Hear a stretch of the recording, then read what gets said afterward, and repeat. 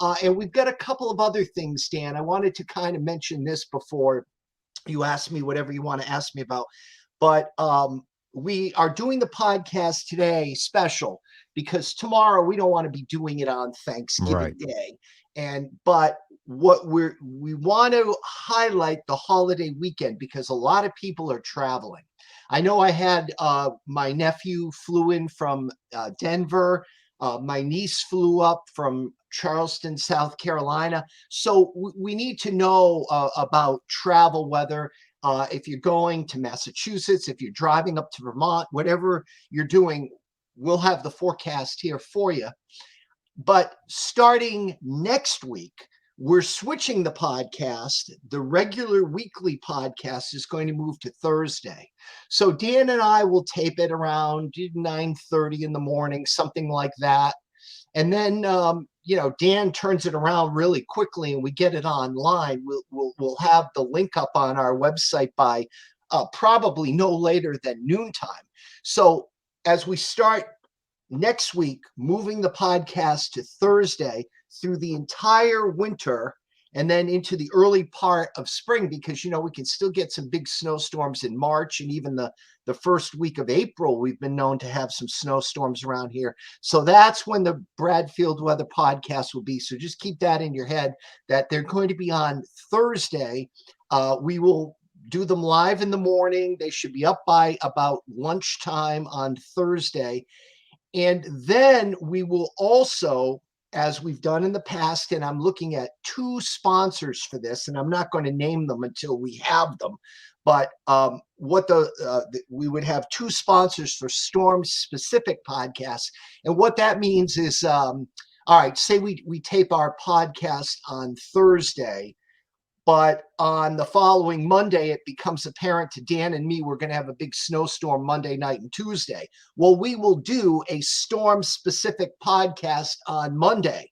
So it'll be up and running, and we will just concentrate on that snow and ice event coming into Connecticut. And so that's what I mean when I say storm-specific. But you can count on the weekly podcasts every day, other than this one, every day from December 1st on Thursday. And as we mentioned, we're going to try and do more video this year, too. So if people want to watch the podcast, they can watch it, too. So we're Yeah, available in all avenues. I'm used to this TV stuff, so I don't mind cameras stuck in my face. I'm all right with it. Well, it's interesting because and our podcast has gone back now 4 years. This is our 160th episode, if you can believe it. So we've now done Wow, 160.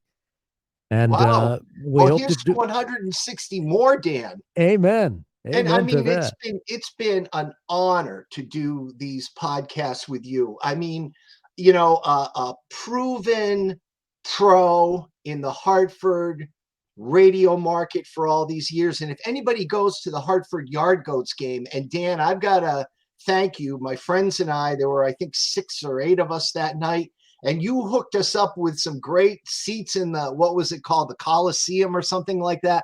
But it was just a beautiful evening, and thank you to you. But Dan is an announcer for the Hartford Yard Goats, and he'll stick his head out of the announcer's booth and sing "Take Me Out to the Ball Game" in the 7th inning. And I've got to say that Mike and Tim and the rest of the management over at the Yard Goats, they just do a heck of a job. It's a great venue.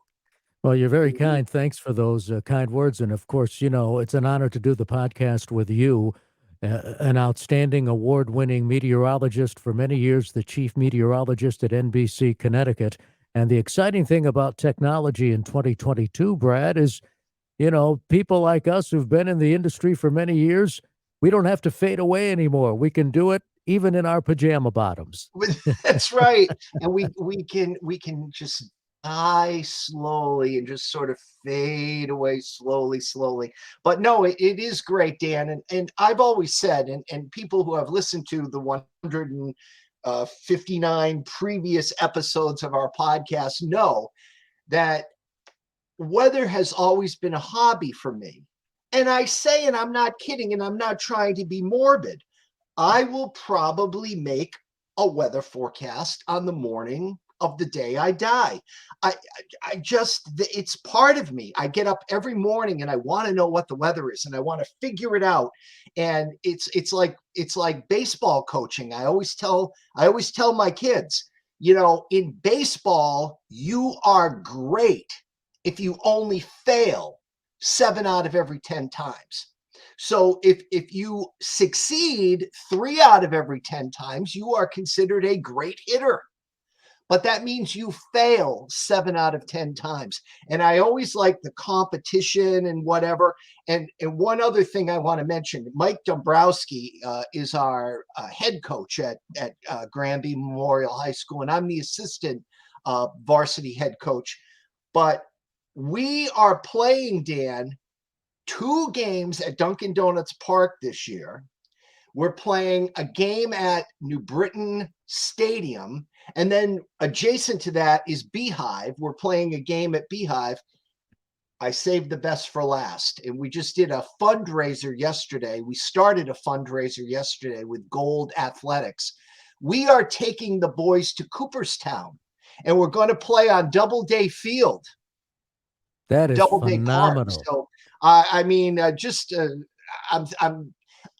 how much I love winter, but I Right. want to skip winter and get right to spring and get to baseball. Well, Doubleday Field is a tremendous park. I don't know if you've ever been to Cooperstown, but if you have, and those who haven't, it's a historic park. Many major league games, exhibition major league games have been played on that site.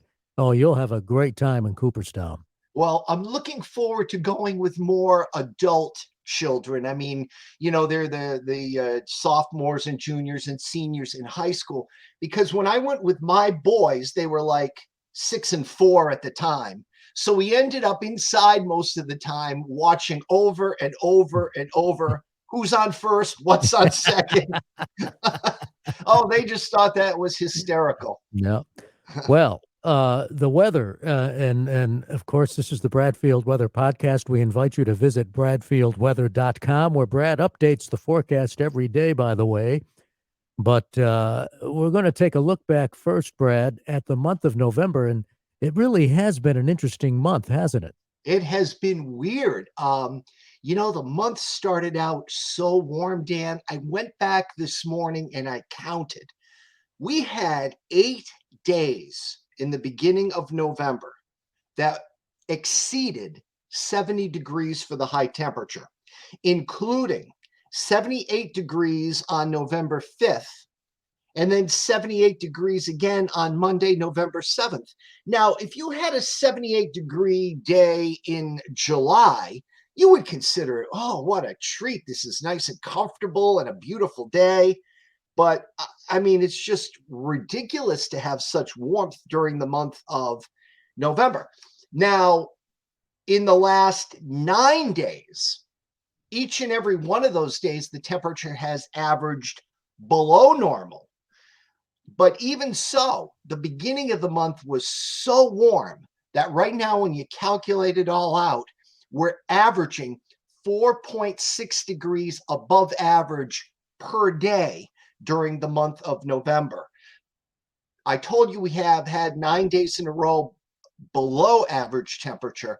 And so far this month, we've had 10 mornings where the temperature has been at or below the 32-degree mark. So, just a little bit of a reminder, and that includes the coldest temperature this month. And again, if you're new to the Bradfield Weather Podcast, we use Bradley International Airport as our verification point. Obviously, where Dan lives out in Torrington and up in Colebrook and whatever, they're going to have colder temperatures than Bradley. But what we're trying to do is we're trying to give sort of a representative temperature for northern Connecticut. So instead of naming 30 or 40 different towns, we'll just go with Bradley. And then you'll know from experience, well, if Brad says the low tonight at Bradley is 20, I know it's going to be in the teens at my house because it's always colder or whatever. So you can kind of use that. But the low on Monday of this week, the 21st, was 21 degrees. So if you have not turned off your outdoor water absolutely do so, because you're going to have frozen pipes otherwise. And the other thing is, if you have an outdoor hose that might be filled with water, it could, it could form ice inside of the hose and crack your hose or whatever. So I would start making sure all those things are done. I've got all my deck furniture into the basement now and all that stuff. So we're ready to go with winter here. I haven't put out the snow stakes yet. My neighbors in West Granby always knew, Dan, when Brad puts out his snow stakes, something's up. But I think between now and December 1st, when we do our next podcast, I'm not thinking anything's up. Okay, but that'll give us plenty of time to alert the audience when that first storm arrives. What is going on the weather map? It's been such a strange weather map, Brad. I'm reading about the Alaskan Ridge, the Greenland Ridge, and all that seems to be going on. What's happening on the weather map?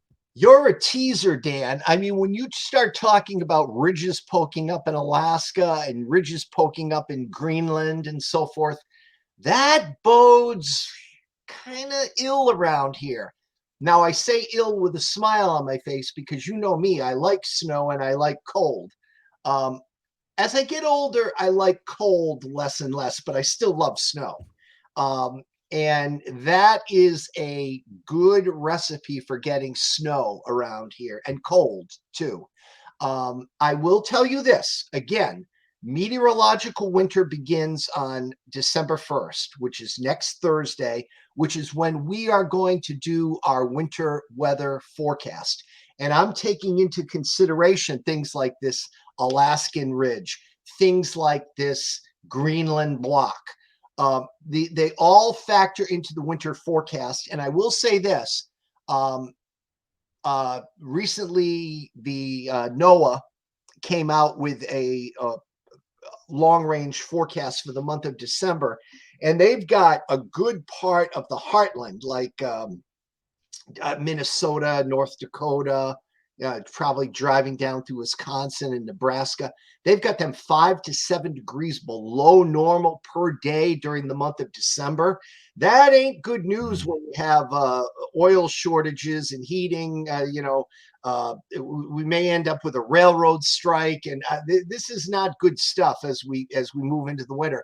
But one of the things that NOAA is predicting for us here in New England is that, again, November, we've been 4.6 degrees above average per day. It looks like in the month of December, we're going to go 1 to 3 degrees below average per day. So that's going to be sort of like about a 7-degree swing in temperatures on the, average daily high. Right now, for this date, November 23rd, the average daily high is 48. So if we're 4.6 degrees above average, it'd be about 52 today, something like that. But if we're 3 degrees below, instead of being 52, we're going to be 45. So that's a 7-degree swing. So it's going to seem much more harsh. And, excuse me, also during the month of December, Dan, just as a little bit of a teaser, I am predicting, in addition to the cold, coastal storms. So you go, aha, put one and one together and you get two. We've got the cold, we've got the storm track. And if I were a betting man right now, I would say bet your house that it's a green Thanksgiving. But I would bet some decent money that it's going to be a white Christmas. So all bets are off after Thanksgiving as far as that grass remaining green is what you're saying. I'm thinking we're going to see a significant change the first few days of December. Anytime, so the podcast we're doing next Thursday is at a perfect Right. time. Anywhere between December 1st and say December 5th. So it's going to be much more clear to me next Thursday when we do the podcast. But anytime between December 1st and December 5th, I think it's going to get quite interesting around here, and the Oh boy. whole nation for that matter. Hmm. The only places that could end up being mildish would be the extreme West Coast, so coastal California, Oregon, Washington, and maybe southern Florida. But yeah, if these NOAA, National Oceanic and Atmospheric Administration, if those temperatures are legit and the prediction of 5 to 7 degrees below average per day in the heartland and the Corn Belt, and us being 1 to 3 degrees below average per day with a storm track up the coast, we could be busy men during the month of December, Dan. In addition to doing our Christmas Eve shopping, doing it at the Right. last minute. I was at a jewelry store, Rich's Jewelers in Simsbury, and Rich is my friend, and he said, "Brad, you wouldn't believe how many men come out like on December 23rd, December 24th." He said that's when he gets all his business. They all come rushing in. So Well, anyway, but right now though, I know you're talking about some rain, and we'll get to that in the moment. But it seems, at least on this, and we're putting this podcast together on November 23rd, it's a rather mundane looking weather map. Would that be fair to say? yeah, that's why I'm babbling a lot today, Dan. Uh, Not really much to talk about. No. On the weather map. I'm going golfing today at All right. so if anybody is it called Airways or Jetways? It's right Airways. over It's airways. Airways. Yep. Yep. Yeah, it's right over near the airport. So if anybody's, I have a tee time of 12:16. So you may want to stay away from the starting. You may want to stand clear, or behind a tree or something like that. But anyway, we're getting out there. My friends Mike and Bob and I are getting out there for maybe it's the last time of the Yeah. season, Sure. and none of us, and I don't mind talking out of school. None of us are very good. I mean, I am a good baseball coach, and I Mhm. used to be a good baseball player when I was younger, but I suck at golf. Well, welcome to the club. But that's the fun part about it. You get out there and you have fun. If you don't, obviously you try to hit a decent shot, but if you don't get upset about it. You just go to the next shot and have fun along the way. That's how I play anyway. Dan, they used to hear this, riddle me this, Batman. Um, I I remember as a kid playing some ball games, and you have crowd noise, you have people talking, maybe cheering, whatever. Yeah, I don't want to exaggerate. You got a ball coming in high school, maybe 70, 80 miles per hour or whatever, and I could hit it. Now you've got a stupid little ball on a tee. Everyone's got to be dead silent. I mean, if you hear a camera click, the pro golfers get all mad. So you got dead silence, a stationary ball, and I can't hit the darn thing. But give me a fastball coming 70 or 80 miles an hour, I can hit it. Yeah. It doesn't make any sense to me, but that's another mystery I'll take to my grave. It's an interesting sport, but a lot of fun if you go out there with that mindset. Now, I Well, know you wanted me to ask you something about Hamburg. What's going on with that? Hamburg, New York, Dan. Have you ever heard of a guy named Reed Timmer? No, I haven't. He is a well-renowned storm chaser, Okay. and he set up shop in Hamburg, New York, Which which is is outside of Buffalo, right? outside of Buffalo, and measured 81.2 inches of snow. I mean, That's astounding to me. That figure, 80. I mean, I just can't comprehend that. no, and when you think back on it, at Bradley in the winter of 95 and 96, that was the year my son Kurt was born. We had 120 inches of snow at Bradley. So that's easy. Just move the decimal Right. point 10 feet, Yeah. 10 feet of snow. They've had 8, and it's not even December yet. Amazing. And that was our snowiest winter on record. And again, remember, the records have been kept since 1905. So this is the time of year when you can get these huge lake effect snows, because The main thing is the lapse rate, it's called. In other words, how fast, as you're going up hundreds and thousands of feet in the atmosphere, how fast the temperature falls off. So we're in November after a hot summer. So the lakes are warm. And it takes a lot longer for a lake or an ocean or a river to lose its heat energy than it does a land mass.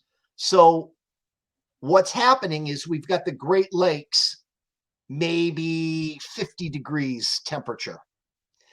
Then we've got the first Arctic blast of the winter coming across the lakes. So we've got a huge lapse rate.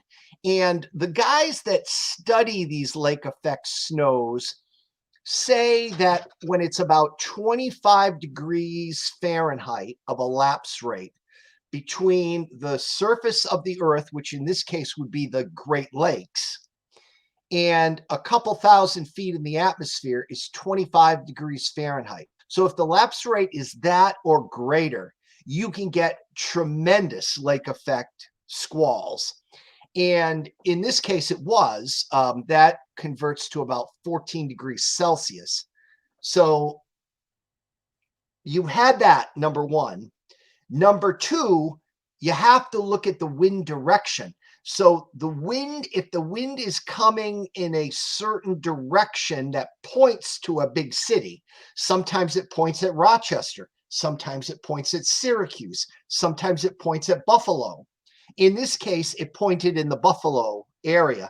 You've got a fetch of this Arctic air coming over the warm lake.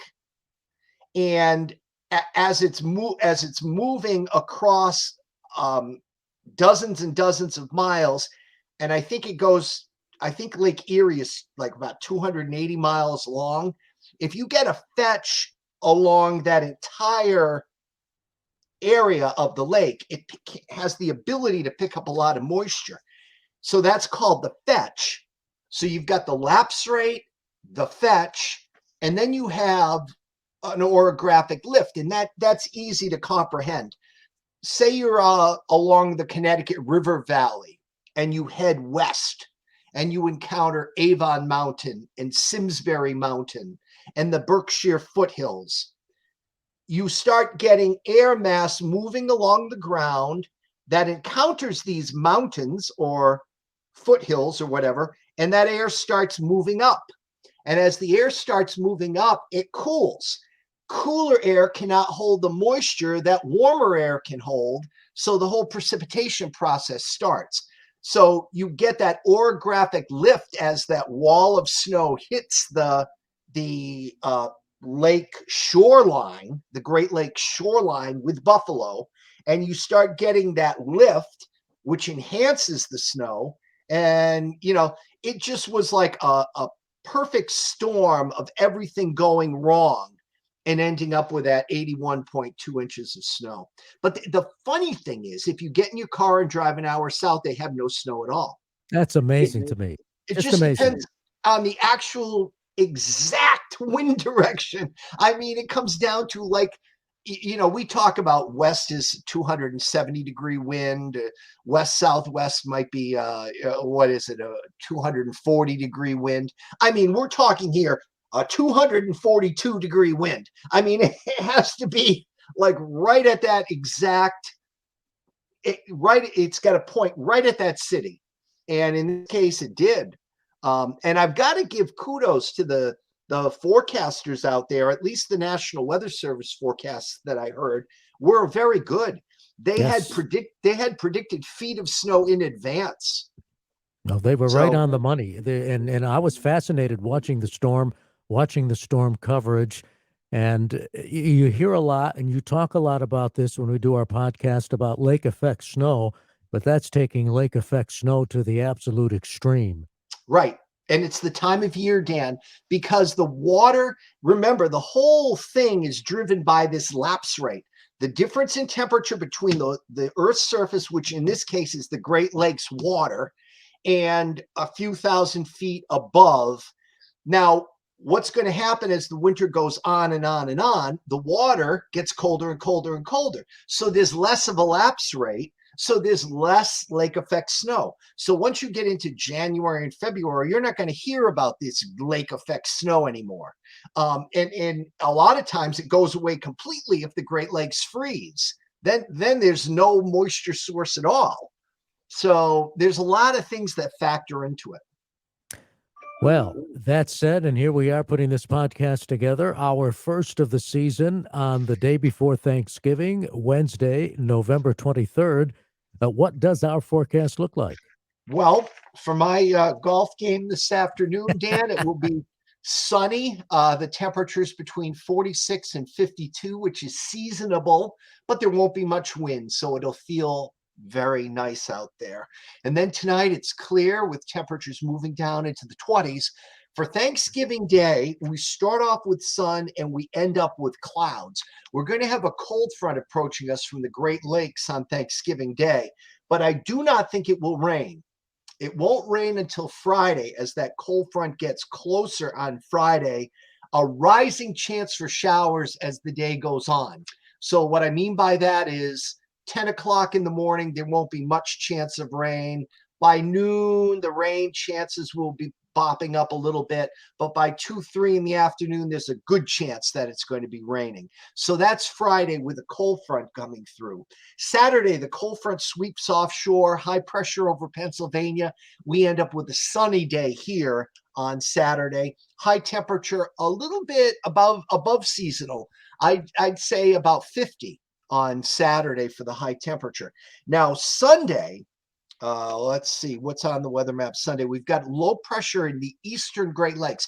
Remember, counterclockwise around low pressure. So if it's over the eastern Great Lakes, let's pick a city, Detroit. If it's over Detroit, we end up with a southwest wind here in Connecticut. You're not going to get snow on a southwest wind. So when a storm cuts to our west, we end up with rain here in Connecticut.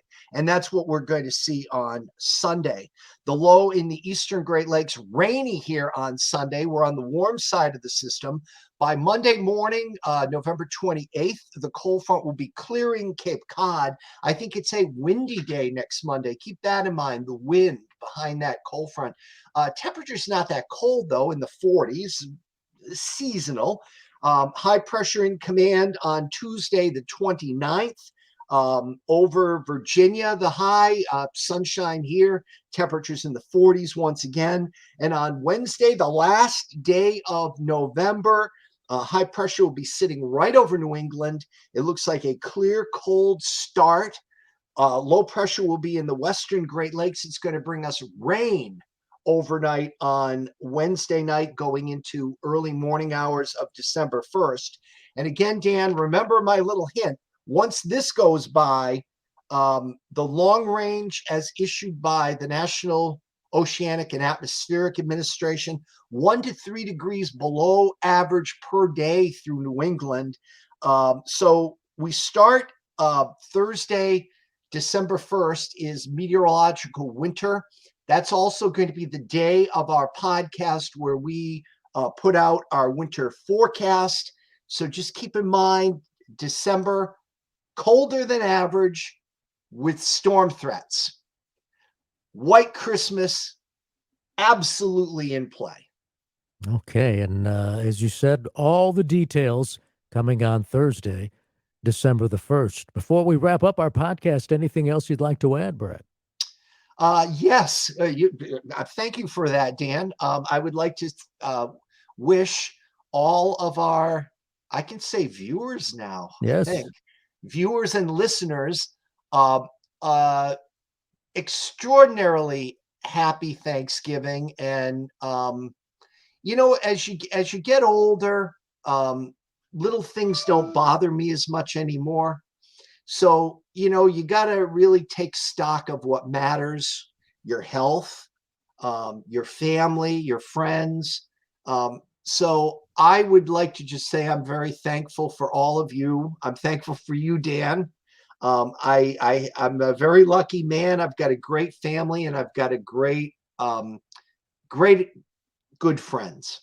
Well, Mm, Brad, I mm. echo those sentiments. I'm thankful for you and our podcasts and your friendship, and also obviously thankful to my family and friends and to our audience.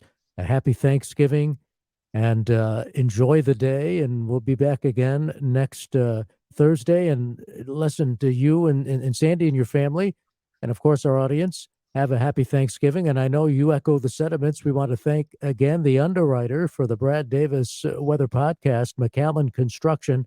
They handle the entire state. They're based in Prospect. And McAllen Construction is the place to turn to from the first dig to the last nail. And remember, they also do snow removal, and I know, Brad, you feel the same about McAllen Construction. Great friends, great friends. We were so lucky when my son played football at WPI, and he graduated in 2020. But I mean, 2 years later, these people there's a group of about 10 of us that we're still all friends. We go to like there's 5 couples. We go to one house, and then 3 or 4 months later, we go to someone else's house, and we just keep moving around, and it's great. Awesome. Lifelong friends. Be well, my friend. You too, Dan. To you and Susan, happy Thanksgiving. Thank you. That's going to do it for the Bradfield Weather Podcast, underwritten by McAllen Construction. And thanks for listening to the podcast, where you can subscribe in all of the major podcast directories. Also, go to bradfieldweather.com. And now you can also watch the Bradfield Weather Podcast. God help us.